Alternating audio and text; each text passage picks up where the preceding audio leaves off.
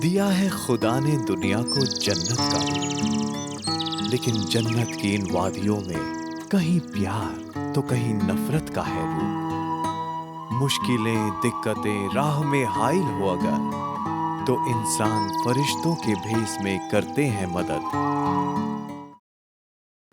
महावीर चक्र कर्नल सोनम वांगचुक हिंदुस्तानी फौज के वो सिपाही जिसने अपनी गैर मामूली सलाहियत से ऐसा कारनामा अंजाम दिया कि इस बहादुर सिपाही की दिलेरी की गूंज पूरे लद्दाख में चर्चा का मौजू बन गई। इस फौजी की पैदाइश लद्दाख में ही हुई, लेकिन उनकी तालीम हिंदुस्तान के कई अलग शहरों में हुई। इंटेलिजेंस ब्यूरो के सिक्योरिटी ऑफिसर के बेटे कर्नल सोनम वांगचुक पढ़ाई के साथ खेलकूद में भी आला जहानत के मालिक थे। उनकी शख्सियत उनके सभी हमअसरों में सबसे नुमाया थी। मैं काफ़ी स्पोर्ट्स में एक्टिव रहता था और साथ में पढ़ाई में भी। उस टाइम जो मैंने इनिशियल अपना जो स्कूलिंग है सोलन में और उसके अलावा धर्मशाला में, वो वहाँ पर मैं काफ़ी अच्छा स्टूडेंट हुआ करता था और क्लास में हमेशा फर्स्ट आता था, प्रथम आता था 7 तक। ये मैंने हमेशा अपना रिकॉर्ड मेंटेन किया है। धर्मशाला से फिर उसके बाद मेरे फादर की पोस्टिंग हुई दिल्ली, और वहाँ पर फिर हम लोगों ने तकरीबन 11-12 साल अपने गुजारे। और वहाँ मैं मॉडर्न स्कूल बाराखम्बा रोड में मुझे एडमिशन मिला, जो कि उस टाइम दिल्ली में बहुत अच्छे स्कूल्स में गिना जाता था। तो वहाँ पर फिर स्पोर्ट्स की रुचि मेरी बढ़ी, क्योंकि वहाँ पर मैंने देखा कि काफ़ी तरह के मतलब स्पोर्टिंग एक्टिविटीज़ है वहाँ पे। तो ख़ासकर मेरा शौक़ था एथलेटिक्स, और एथलेटिक्स में मैंने काफ़ी अपना वहाँ पे अच्छा किया। मैं बेस्ट एथलीट के लिए मैंने कॉम्पीट किया वहाँ पे, और उसके अलावा फिर मैंने दिल्ली लेवल पे पार्टिसिपेट किया। दिल्ली लेवल पे मैं अपना 1-2 इवेंट्स में फ़र्स्ट भी आया, और उसके बाद फिर नेशनल लेवल में भी मैंने पार्टिसिपेट किया है। तालीम पूरी होने के बाद दिलेर कर्नल सोनम अपने ख्वाबों को पूरा करने के लिए कमर बस्ता हो चुके थे।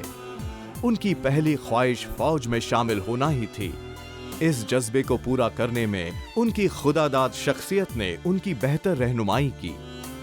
4 आसाम रेजिमेंट में शमूलियत हासिल कर उन्होंने वहां के फौजियों से बहुत कुछ सीखा, जो आज भी उनकी यादों में बसा हुआ है। गुजरते वक्त और जज्बात के समंदर ने इस सिपाही को वतन की हिफाजत पर अपनी जान निछावर करने के लिए पूरी तरह तैयार कर दिया है।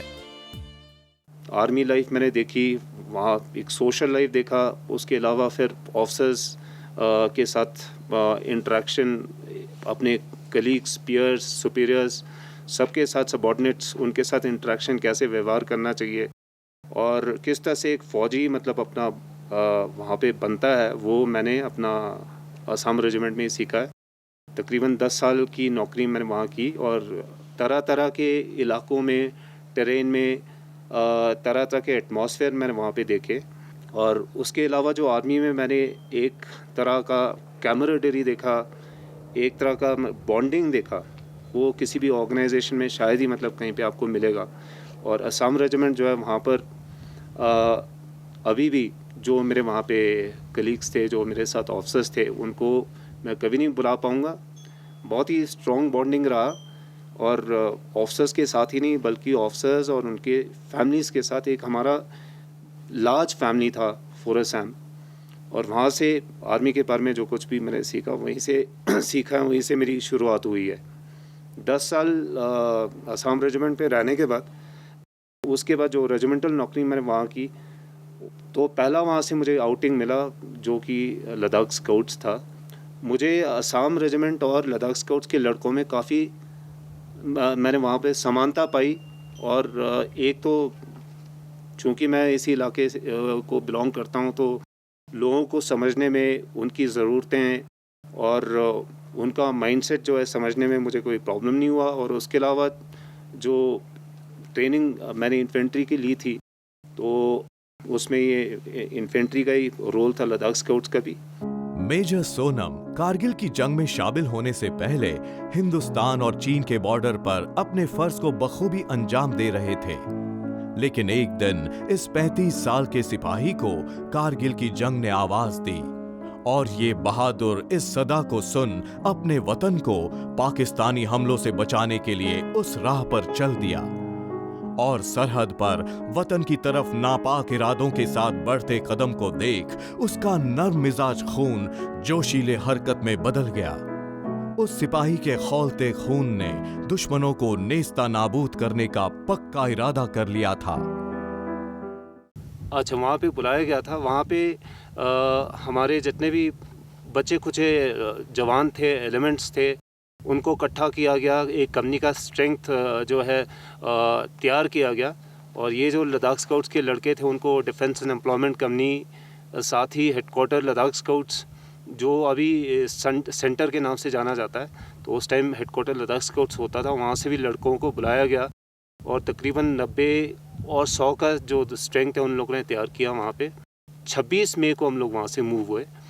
ये जो मेरी कंपनी थी वो बाय रोड मूव हुई वहाँ से दाग के लिए और मुझे वहाँ चूँकि मुझे बताया गया कि ये ब्रीफिंग मुझे किया जाना है और वहाँ पे जो ब्रिगेड कमांडर हैं वो ब्रीफ करेंगे, तो वहाँ पे जो हेलीकॉप्टर है, चॉपर जा रहे थे फॉर एडम पर्पसेस, तो उसमें बिठा के मुझे वहाँ पे ले जाया गया पहले ही, ताकि मैं ब्रीफ हो जाऊँ अपने ट्रूप्स आने से पहले और उसके बाद मैं कार्रवाई करने के लिए तैयार रहूँ एक बार जब मेरे ट्रूप्स जो हैं पीछे से फेचअप करते हैं।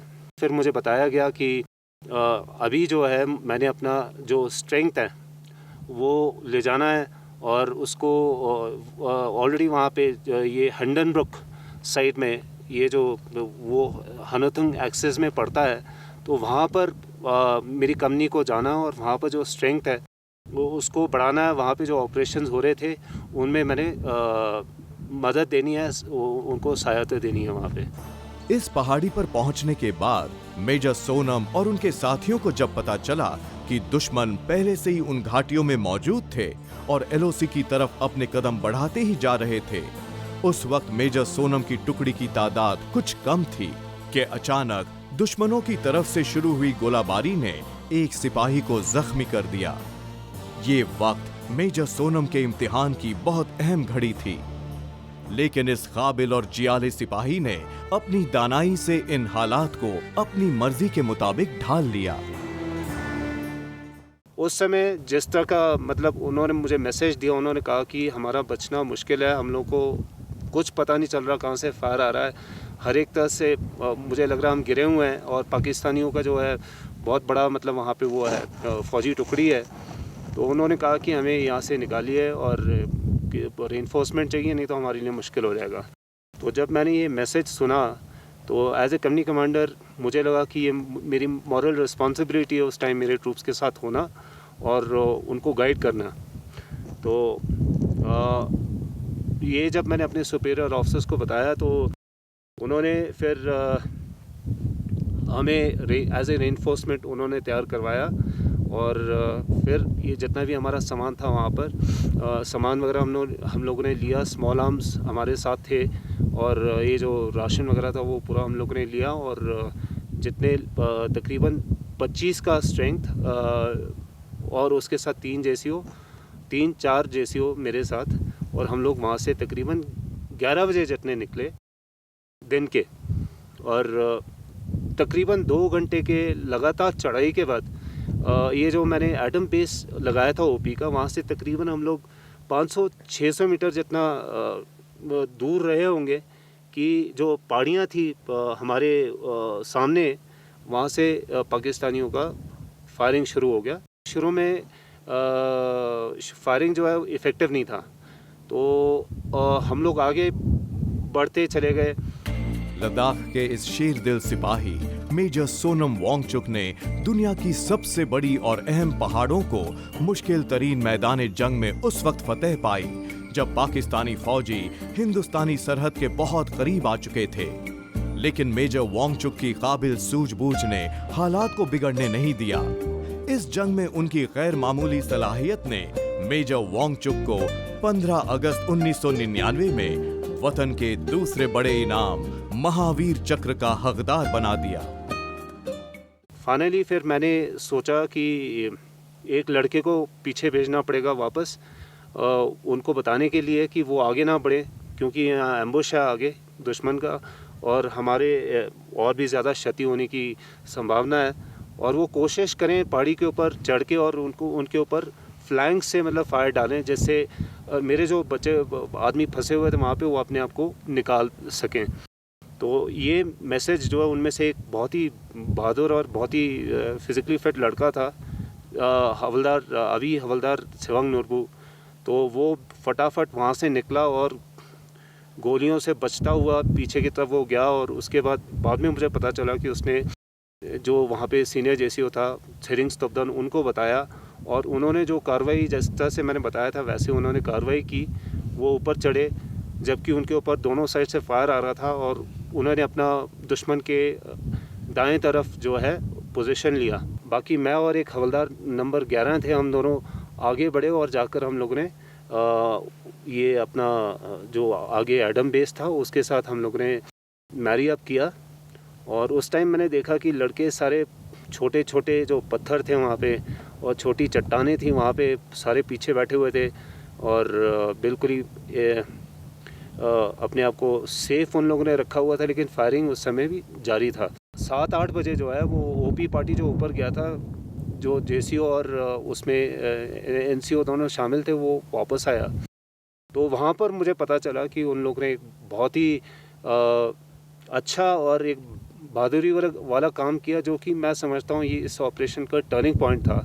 वो जब ऊपर चढ़े तकरीबन 5 बजे इन लोगों ने शुरू की अपनी चढ़ाई अपने साइड से, और ऊपर जब पहुँचे तो उन्होंने देखा कि काफ़ी सारे पाकिस्तानी जो सोल्जर्स हैं वो दूसरे रिवर्स साइड से उसी चोटी के ऊपर चढ़ने की कोशिश कर रहे हैं। तो जेसीओ जो है वो बिल्कुल ही समझदार जेसीओ था और सीजन्ड सोल्जर था। उसने उनको ऊपर आने दिया।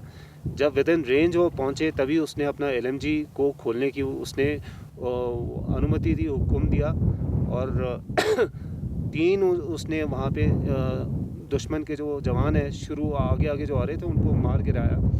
और जब उन्होंने देखा पाकिस्तानियों की वहाँ पे इंडियन ट्रूप्स ऑलरेडी मौजूद हैं और उन्होंने उनके 3 जवानों को मार दिया, तो उनके हौसले जो है पस्त हो गए और बाकी जो जवान थे वो वहाँ से उतर के वो विड्रॉ कर गए और बिल्कुल पीछे हट गए।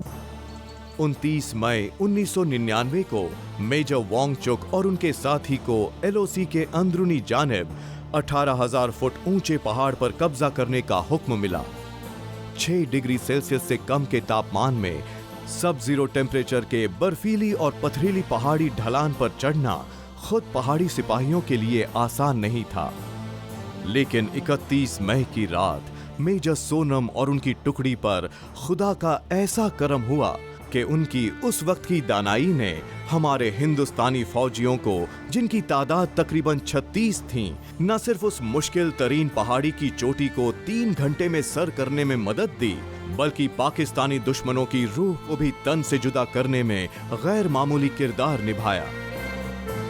चुप्पी साध के बिल्कुल ही स्टेल्थली हम लोग आगे बढ़े और फिर अचानक हम लोगों ने पाया कि हम लोग जो कॉलम फायर कर रही थी उसके बिल्कुल सामने पहुंच गए हैं। और फिर हम लोगों ने देखा कि हम एक डोमिनेटिंग पोजीशन पे थे जहां पर हम लोग बिल्कुल ही ऊपर थे और ये जो फायरिंग पार्टी जो पाकिस्तान की थी वो बिल्कुल नीचे, उनकी टुकड़ी नीचे है और उनको एकदम पता नहीं है कि हम लोग उनके ऊपर आकर बैठे हुए हैं।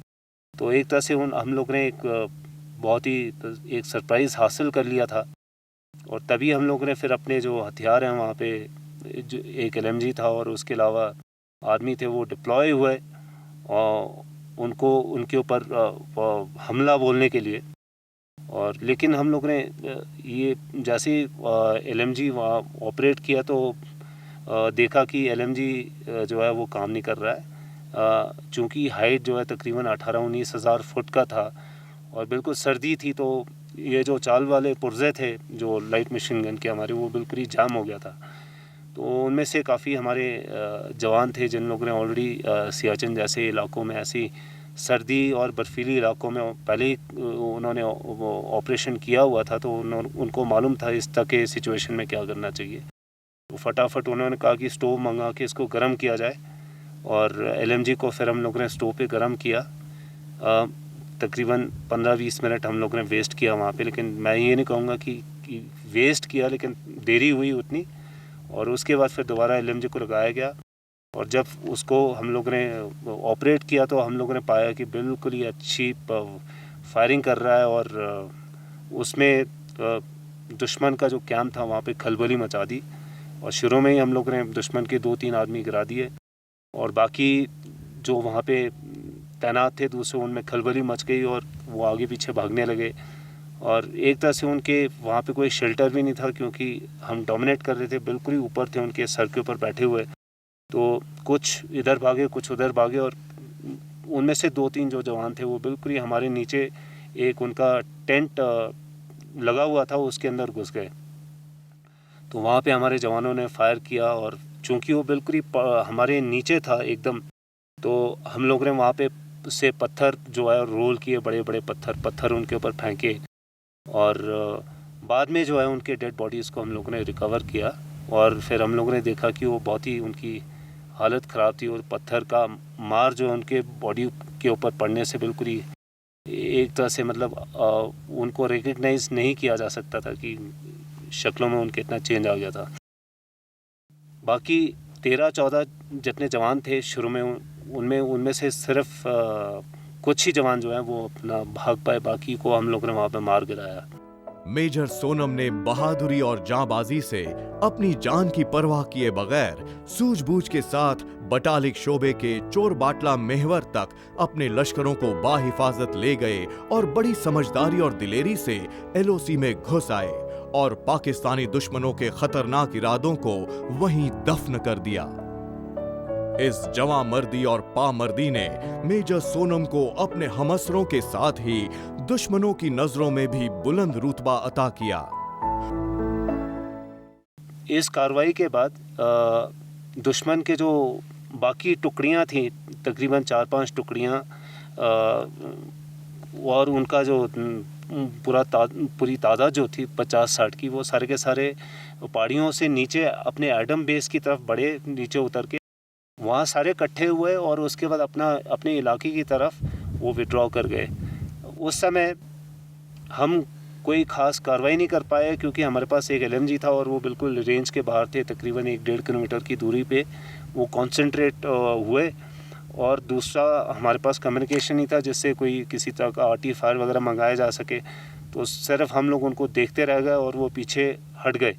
लेकिन ये है कि पूरा जो इलाका था वहाँ पे, पूरी जो पूरे पॉइंट्स थे उनको उन्होंने खाली कर दिया, और ये हमारे लिए एक बहुत अच्छी बात थी।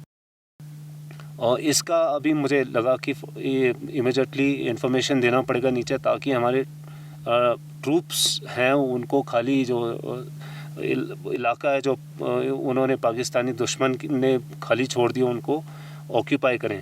तो मैं फिर शाम को अपना मैं और एक हवलदार, हम दोनों नीचे उतरे, जाकर हम लोगों ने अपना रियर हेडक्वार्टर्स में जाके बताया, और जो सब सेक्टर 2IC थे वहाँ पे उनको बोला कि अभी ये जो इलाका है उन्होंने पाकिस्तानियों ने खाली कर दिया, तो हमारा एक कंपनी जो है वो उनको ऑक्यूपाई कर सकता है। तो ये इन्फॉर्मेशन देने के बाद हम लोग वापस आ गए, और उसके कुछ दिनों बाद उन फीचर्स को ऑक्यूपाई कर लिया गया। और बाकी बाद में जितना भी इलाका 15-20 दिन के अंदर हम लोग ने काफ़ी सारे इलाके जो सिक्योर किए, रेकी किया, सिक्योर किया, और उसके बाद ये पूरा इलाका जो है वो 14 सिख, जो एक पलटन दिल्ली से खास कर इस काम के लिए बुलाया गया था, उनको हम लोगों ने हैंड ओवर किया। और ये जो मेरी टुकड़ियाँ थी, तकरीबन 35-40 का जो स्ट्रेंथ था, वहाँ पर हम लोग सारे इकट्ठे हुए, और उसके बाद हमें रिलीव किया गया वहाँ से, और हम लोग फिर अपना वापस अपने हेडक्वार्टर्स की तरफ आ गए। तो ये है। बाकी इस ऑपरेशन के लिए हमें मेरे टीम को पुरस्कारित किया गया, जिसमें एक MAC, 2 VRC और 3 सैन्य मेडल हम लोग को प्रदान किया गया। कर्नल सोनम के तजुर्बे, जांबाजी और जंगी खूबियों ने उन्हें हर मुकाम पर कामयाबी की एक नई मंजिल से रूबरू करवाया।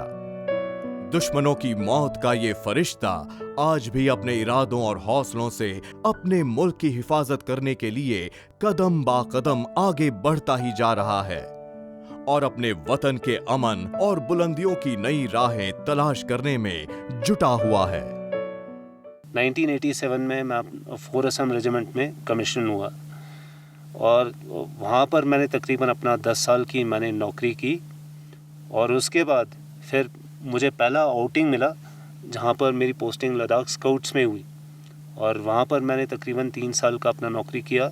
1997 में मेरी पोस्टिंग हुई और 2000 तक मैं लद्दाख स्काउट्स के साथ रहा और उस दौरान फिर ये जो है मैंने ऑपरेशन विजय में हिस्सा लिया और उसके बाद फिर कई मैंने टेन्योर्स किए जिनमें से एक अपना यूनिट का दोबारा टेन्योर उसके साथ फिर लद्दाख स्काउट्स में दोबारा एक बार मेरी पोस्टिंग हुई जहाँ पर ये लद्दाख स्काउट सेंटर में मैंने एडम बटालियन कमांडर का अपना जो ड्यूटी निभाया और फिर मेरी पोस्टिंग एनसीसी में हुई जहाँ पे मैं तकरीबन 1.5 साल रहा और उसके बाद मेरा प्रमोशन हुआ और ऑन प्रमोशन मुझे एक सीएमपी दस्ते का कमांड मिला जो कि 31 सवेरिया प्रोवोस्ट यूनिट के नाम से जाना जाता है और वहाँ पर मैंने अपना 2 साल की मैंने नौकरी की, कमांड ख़त्म किया और अभी फ़िलहाल तकरीबन 5-6 महीना पहले मेरी पोस्टिंग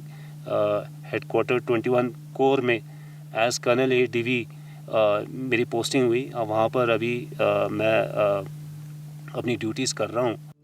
ये मिलनसार लद्दाखी फौजी यारों का यार और वतन का फर्मा बरदार अपने मजहब और ईश्वर में बेहद यकीन रखता है और इसी यकीन ने उन्हें जंग में फतेह से हमकिनार भी किया। खामोश तबीयत और गुफ्तगू में नरमी रखने वाले इस जरी और बहादुर फौजी ने बर्फीले पहाड़ पर अपने हिंदुस्तानी फौजियों की भरपूर रहनुमाई की। ऐसा तो सब सभी जवान को अच्छे शिक्षाएं देते थे। उसके बाद लड़ाई के दौरान जो साहब के साथ मैं भी तकरीबन 10-15 दिन रहा था, उस टाइम साहब ने मन लगा कि सभी जवानों को समझाया कैसे कैसे अटैक करना है, कैसे हुक्म मिलने पर क्या करना है। मतलब सभी जवानों को चेस्ट अप करके बिल्कुल किसी जवान में भी डराव नहीं रखता था। सोनम वांगचुक साहब को महावीर चक्र में मिल के जो हमारे साथ था, उस जो सक्सेस होने के बाद महावीर चक्र मिला, पहली बार मैंने सुना था महावीर चक्र मिला था बोल के, तो उस टाइम बहुत खुशी हुआ क्योंकि एक लद्दाखी ऑफिसर होने के नाते और हमारे साथ भी था, उनको मिला, उसमें बहुत खुशी हुआ, अच्छा लगा। कर्नल सोनम की रग रग में वतन के लिए मोहब्बत कूट कूट कर भरी थी। ये उनकी अपने मुल्क की वफा का जज्बा ही था जिसने उन्हें वतन की सलामती पर मामूर कर दिया। एक मामूली जिंदगी बसर करने वाले ये फौजी जब सरहद पर अपने फर्ज को अंजाम देते हैं तो दुश्मनों के होश उड़ जाते हैं। कर्नल वांगचुक की खुदादाद सलाहियत दुश्मनों के लिए मौत का पैगाम लेकर आती है, लेकिन उनकी इस दिलेरी और बामर्दी से उनके वालदेन और बेटे की आंखों में वो खुशी और चमक थी जिसका तसव्वुर करना बहुत मुश्किल है। वो बचपन में तो बहुत ही मतलब शरारती भी बिल्कुल नहीं करते थे। बहुत भाई बहने बहुत आराम से, वो गेम्स के लिए बहुत शौक है, वो पढ़ने से ज़्यादा गेम बहुत अच्छे खेलते थे।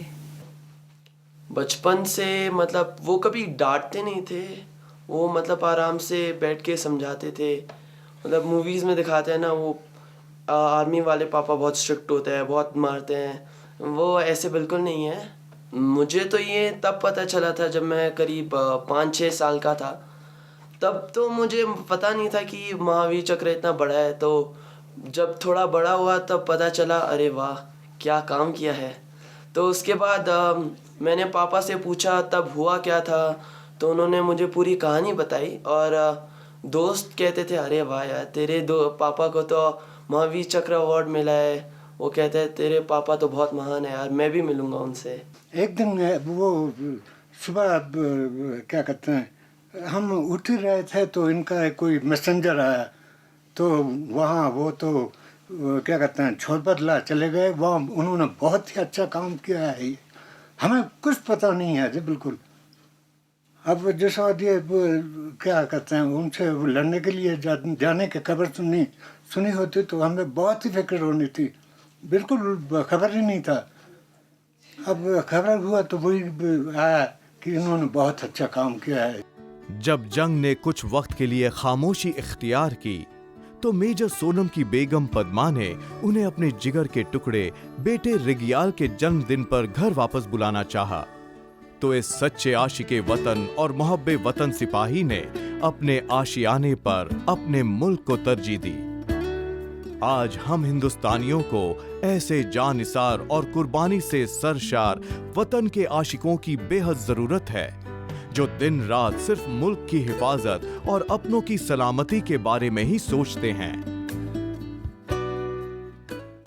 आर्मी में पूरा लाइफस्टाइल है, रेजिमेंटेशन है, आपके ट्रेडिशंस हैं, जो ईथॉस हैं, और एक जो देश के लिए एक जो प्यार है या प्रेम है, और ड्यूटी, एक तरह का ड्यूटी जो आपको सिखाता है कि ये ड्यूटी जो पैरामाउंट है, बाकी सब कुछ सब्सिडरी है। और जब आपको मौका मिलेगा, जब इस तरह का समय आएगा, तो फिर आपने सब कुछ जो है छोड़ देना है पीछे और सिर्फ अपनी ड्यूटी का आपने ख्याल रखना है। ऐ मेरे प्यारे वतन, ऐ मेरे बिछड़े चमन, तुझ पे दिल कुर्बान, तू ही मेरी आरज़ू, तू ही मेरी आबरू, तू ही मेरी जान। ऐ मेरे प्यारे वतन, ऐ मेरे बिछड़े चमन, तुझ पे दिल कुर्बान।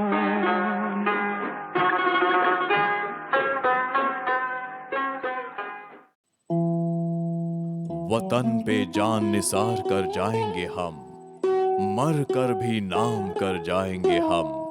न होगा हम जैसा आशिके वतन, जो मुल्क की हिफाजत पे दे दे दम। जय हिंद।